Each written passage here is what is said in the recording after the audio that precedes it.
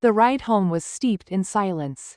I stared at my reflection in the cab window, searching for the woman I had been before tonight. But she wasn't there. Something inside me had shifted. Something irreversible. The way I moved, the way I carried myself. It all felt different, as if a door had been unlocked, revealing a part of me I could never close off again. Stepping into our apartment, I found Mike setting the table for dinner. He looked up, his smile warm, welcoming. "You're back," he said, moving toward me, pressing a soft kiss against my lips. I let him. His kiss was familiar, gentle. After last night, I realize now that things have changed completely. I won't be the same good, kind wife I was last night. No, my life was definitely not going to be the same. The feelings I had experienced had been lodged in my head for a long time, and the constant memories of that night made my mind want to do it all over again. But to fully understand, I needed to tell you everything from the beginning. The atmosphere was thick with tension, clinging to me like an invisible shroud.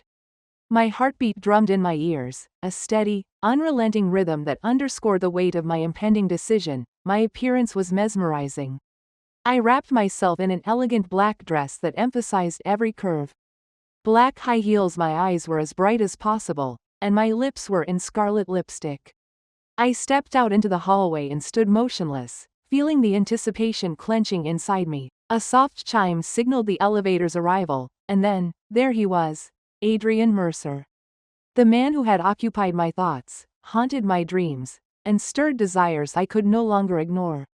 Seeing him in the flesh was almost unreal. He exuded an effortless dominance, a quiet power that demanded attention without a single word. His appearance was quite reserved, showing a little sternness and a great deal of confidence. But at the same time not at all suggestive of what was to follow. His dark gaze locked onto mine, sharp and knowing, a slow smirk playing on his lips. "You're stunning," he murmured, his voice a velvety whisper that sent a shiver down my spine. I swallowed hard, my throat suddenly dry, but I held his gaze. Looking away wasn't an option. His presence anchored me in place.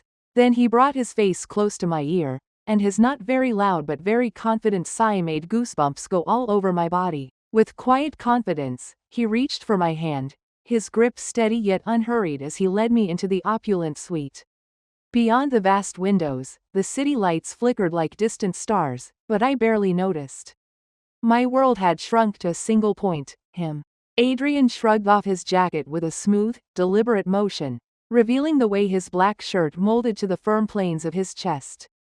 His scent drifted toward me, clean yet laced with something darker, something undeniably intoxicating. "You've been watching me," he said, his voice calm but certain. Heat crawled up my neck, but I didn't deny it.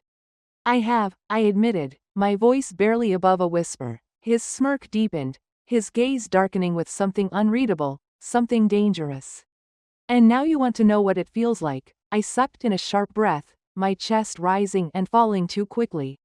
Slowly, I nodded. "Say it," he urged, his voice steady but filled with command. For a moment, hesitation flickered, but it was quickly drowned by something stronger. "I want to know what it feels like," I said. His smirk faded, replaced by something deeper, something raw. "Then let's find out." Before I could fully register the moment, his hands were on me, possessive, yet reverent. His grip sent a delicious shiver down my spine, a silent declaration that there was no turning back. He pulled me close, his body unyielding, solid as stone, yet radiating an intoxicating warmth that seeped into my skin, setting my blood alight. The electricity crackled between us, a charged current of desire that made every nerve stand on end, aching for more. Then his lips met mine. Demanding, consuming, a firestorm ignited with that single kiss, stealing my breath and any semblance of restraint. His touch was both a command and a promise, each movement precise, as though he had spent a lifetime mapping the secrets of my body. My hands found their way into his hair, fingers threading through the strands as I lost myself in the intoxicating rhythm of us. He tasted like hunger and heat, like something forbidden yet impossible to resist. I had imagined this 1,000 times, brief, stolen fantasies that had danced through my mind in moments of indulgence. But no dream could have prepared me for the overwhelming reality of him. Of this. The way his body pressed into mine, the way his breath tangled with my own, the way he unraveled me with nothing more than a whisper against my skin. The night blurred into whispered confessions, into slow, tortuous exploration and desperate, reckless surrender.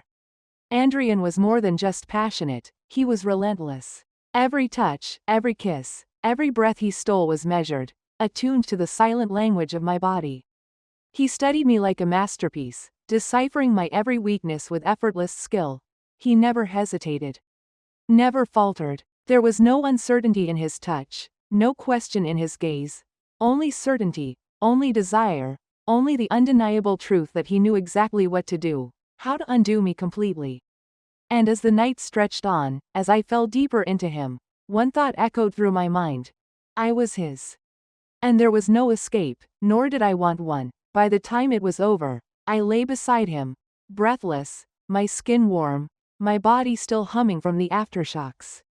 The weight of what had happened lingered in the air, but for now, regret had no place. As the night stretched toward dawn, guilt whispered at the edges of my mind, creeping in like an unwelcome shadow. I loved my husband, Mike. I really did. But I had never felt anything like this before, this alive, this awake. I turned to Andrian, his face relaxed, a lazy smirk resting on his lips, the picture of quiet satisfaction. You're incredible, he murmured, gently tucking a loose strand of hair behind my ear. I forced a small smile. Those words should have made me feel good, but instead, they only reminded me of what I had just put at risk. You're back, Mike said, walking toward me, pressing a soft kiss against my lips. Here I am back in reality, standing on my doorstep. Mike smiling because he's happy to see me. Yeah, I replied, keeping my voice steady, controlled.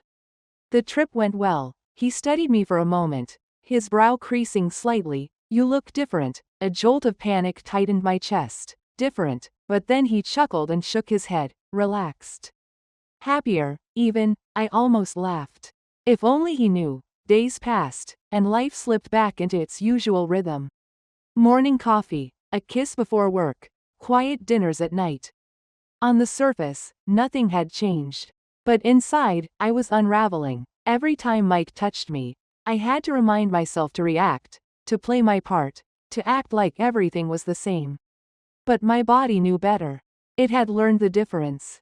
I used to fake pleasure to keep things simple, to make him feel good. But after Andrian, I couldn't even pretend anymore, because now, I knew what it truly felt like. And that was dangerous. The guilt never fully faded, but I learned to live with it. I told myself it had been nothing more than a fleeting fantasy, one I had indulged, fulfilled, and left behind. I convinced myself that I still loved. And in a way, I did. But love and desire were not the same. Now, I understood the difference. The hardest part wasn't the guilt. It was the temptation. It's been very hard to keep myself in front of that urge, to keep my thoughts in check. I really wanted to do it again. For days, I wrestled with the urge to reach out to Andrian. Just one message, just to see if he remembered. If he thought about that night the way I did. But every time my fingers hovered over my phone, I stopped myself. This was a line I had already crossed once. I wouldn't do it again. Mike would never know. I would take this secret to my grave. Days blurred into weeks, and I convinced myself I could bury what happened with Andrian. Lock it away in some forgotten corner of my mind and move forward. I played my part perfectly, the devoted wife, the woman who had everything she could ever want, and for a time, I almost believed it, but the lie grew harder to hold onto. The memories surfaced when I least expected them. At night, when Mike pulled me into his arms, his warmth and comfort surrounded me. But my thoughts drifted to Andrian, the way he touched me, the way he understood me in ways my husband never did. I tried to silence those thoughts, to focus on the life I had built with Mike. He was kind, he was devoted, he adored me, but love and desire were never the same. And no matter how much I tried to convince myself otherwise, a quiet, aching void remained. A space only one person had ever truly filled. My name is Jessica, and that's mine story.